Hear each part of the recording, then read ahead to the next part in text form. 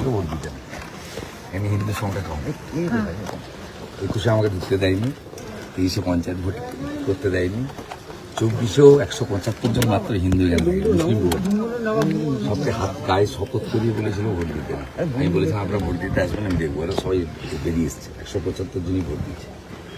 হিন্দুস্থানে থেকে হিন্দুদের ভোট দিতে আটকাবে, এই জিনিস তো হবে না। কি করে টাইট করা দরকার, আজকে টাইট করে দিচ্ছে। এই হুমকি কি তৃণমূল দিচ্ছে? এই হুমকিটা কি তৃণমূলের এখানকার নেতারা?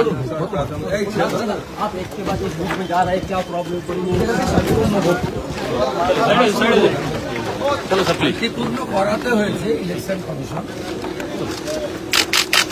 এখানে ভোট দিতে না বলেছিল বউ ভোটার, আমাকে অভিযোগ করেছিল। আপনি গতবারও ঢুকতে পারেননি, আটকানো হয়েছিল। আমি আছি ভাই, গুন্ডামি আমি করতে দেবো না, পরিষ্কার গুন্ডামি আমি করতে দেবো না। অনেক গুন্ডামি